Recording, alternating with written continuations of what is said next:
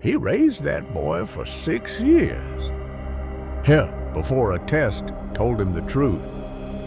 She smiled, cooked, lied. But how do you unlove a child who calls you dad? Sometimes truth isn't what breaks you.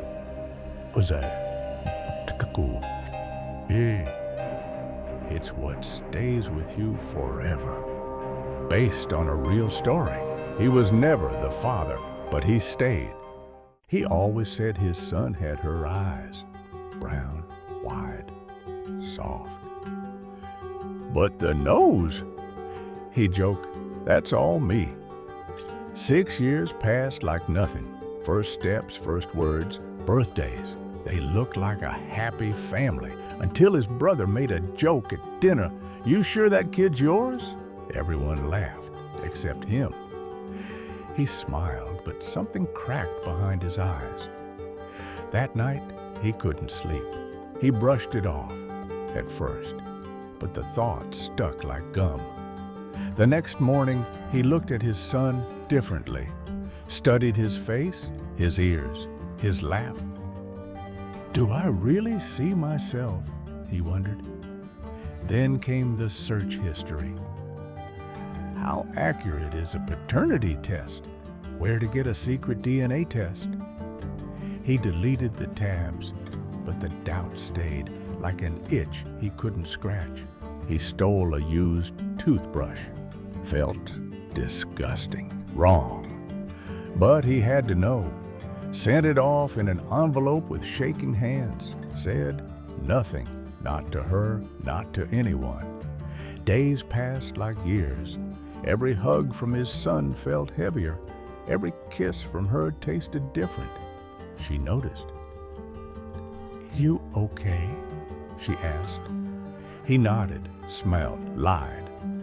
But everything inside him screamed.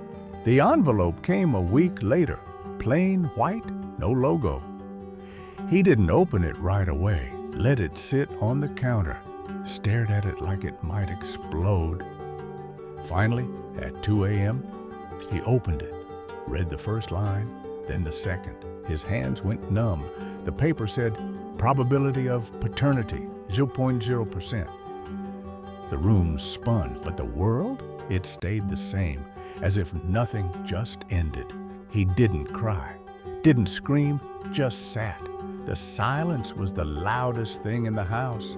At sunrise, he looked at his son sleeping, peaceful, innocent, not his, but still his. And that's what broke him most.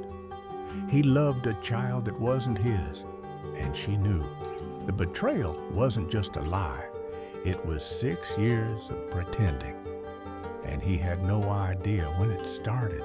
She made pancakes that morning, kissed him on the cheek, poured coffee. Sleep okay? She asked.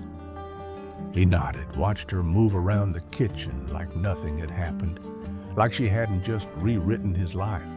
He wanted to ask, to scream, but all he said was, thanks.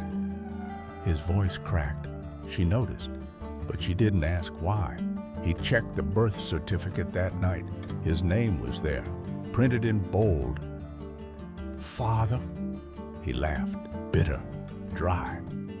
She'd made him sign it, said it was just a formality. Of course he's yours, she'd smiled. He remembered that moment now. Her smile was too rehearsed, too ready, like she'd practiced it in the mirror before saying it. He checked the birth certificate that night. His name was there, printed in bold. Father? He laughed, bitter, dry.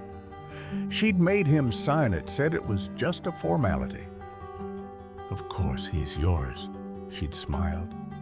He remembered that moment now. Her smile was too rehearsed, too ready, like she'd practiced it in the mirror before saying it. He didn't sleep that night, just lay there, eyes open, listening to her breathe beside him. Every breath felt like a lie. He almost whispered, "Who's the father?" But he didn't. He couldn't. He was afraid she might answer, because deep down, part of him still hoped there was a mistake, a lab error, a miracle, anything but the truth. The next morning, he looked at her like a stranger, not angry, just empty. She noticed. "What?" she asked. He shrugged. "Nothing." But inside, everything screamed. He wasn't sure what hurt more, the lie she lived or the love he gave to something not his. He wanted answers, but he knew once he asked, he could never unhear them. He took the day off, sat in his car, engine running, hands on the wheel, tried to picture the moment he'd ask her, practiced it out loud. "Did you cheat on me? Is he mine?" But every version ended with her crying, or worse, not crying at all. That scared him more. The idea that she might just nod and say, "I thought you knew." That night, he watched their son sleep again. 6 years of bedtime stories, 6 years of love, and none of it changed the paper in his drawer. "I still love him," he whispered, "even if..." But he couldn't finish the sentence, because the truth didn't just break him. It made him question if love had rules, and if DNA was one of them. He finally asked, softly, at night, just the two of them in the kitchen. "Is he mine?" The mug slipped from her hand, cracked, not shattered. She didn't cry, just stood there, frozen. "Why would you ask that?" she whispered. He didn't answer, just looked at her like a man who had waited 6 years for the wrong story. She sat down, didn't deny it, didn't confirm, just stared at the wall. "I was scared," she finally said. "It was one mistake, then 2 lines on a test, and you were just so happy." He said nothing, just nodded, like he was listening to a stranger tell a story he used to live in. One line broke him more than the result. "I didn't think you'd stay if you knew." He didn't scream, didn't hit the wall, just whispered, "I would have stayed. I already had." Her face cracked then. First time, tears, real ones, but it didn't fix anything. 6 years of truth packed into a sentence. Too late, too heavy. He stood up, left the room, not angry, just done. The truth didn't set him free. It broke the only thing he thought was real. She followed him to the hallway. "Please," she said, "he loves you." He stopped. "I love him too." But he didn't turn around. Her hand reached for his shoulder, but stopped midair.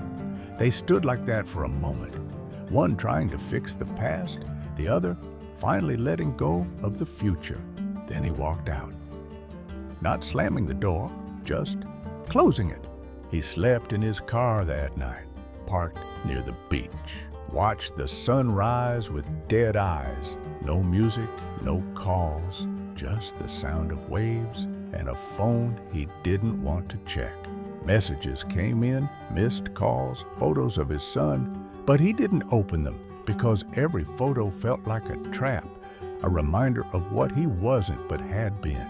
She told their son he was away for work, said he'd be back soon. The boy believed her, drew him pictures, kept his favorite snack untouched, asked about him at bedtime. She smiled through it, lied cleanly, softly. But each night, after the light went off, she sat in the hallway and cried. Because now the house was honest, and silence doesn't lie. He came back a week later, just to talk, just once. She looked older, he looked colder. "Do you want a divorce?" she asked. He didn't answer right away, just looked at her hands. No ring. She had taken it off, quietly, respectfully. He nodded. "Yeah," he finally said. "But not from him." She broke again, because that's the part she couldn't fake. He stayed in the boy's life, picked him up on weekends, went to games, school events, Everyone thought they were still a family. But only 3 people knew the truth, and only one was innocent. The boy smiled every time he saw him. "Dad," he'd shout. And every time he answered, he knew it wasn't a lie. It just wasn't the whole truth either. They never told the boy. He never asked. Kids don't need DNA. They need presents. And he never missed a weekend. Picked him up, took him to the park, laughed, smiled. But every laugh ended with silence. Every smile faded too fast, like a man who knew the difference between being a father and feeling like one. She started dating again, quietly. Nothing serious, just enough to feel seen. He saw them once at the store, holding hands. The boy ran to him, screaming, "Dad!" The man beside her froze. She smiled politely, awkward, cold. They stood there like strangers who used to share everything, then walked away like people who never met. He never told anyone, not his friends, not his family. What would he say? "I raised someone else's child for 6 years." They'd pity him, or worse, they'd judge. So he smelled, said things like, "Co-parenting's fine," and "We're figuring it out." Meanwhile, every night, he stared at a photo frame with the truth trapped behind glass. The boy asked one day, "Why don't you live with us anymore?" He paused. "Because some people stop loving each other." The boy frowned. "But I love you." That broke him more than the test ever did. Because love wasn't DNA. It wasn't paperwork. It was that voice. That tiny, innocent voice that still believed he was everything. Years passed. The boy grew up calling him Dad. At school, in photos, at graduation, no one ever corrected him, and he never stopped showing up. Because sometimes love isn't about truth. It's about choice. And he had already made his long before the test ever arrived. She never brought it up again, never apologized, never explained. Maybe she thought he'd moved on. Maybe she was afraid he hadn't. But every time their eyes bet a drop-off, there was a silence that screamed louder than any fight. Some truths don't need repeating. They just sit between 2 people forever. He kept the DNA paper in a drawer. Never showed it to anyone, never burned it either, just kept it like a scar, a reminder, not of betrayal, but of love that survived a lie. Sometimes at night, he'd take it out, read the numbers, and whisper, "Doesn't matter." But part of him knew it always would. The boy never questioned it, never noticed the gap in their eyes, the missing nose, the math that didn't add up. All he saw was the man who showed up, picked him up, loved him, and in a world full of almosts, that was enough. Sometimes truth isn't what breaks us. It's what we hide to protect what matters. One day, the boy asked for an old photo from when I was little. He gave him one, the 3 of them at the beach, sunlight, sand, smiles. The lie frozen in a perfect moment. The boy smiled, "I want this in my room." He nodded, and in that second, he didn't see the past. He saw love, undeniable, unexplainable, and real. Some stories don't end with answers, just choices. He chose to stay in the boy's life, to love him, not because he had to, but because he already did. The truth never changed that. It only tested it, and he passed quietly, fully, without anyone ever knowing.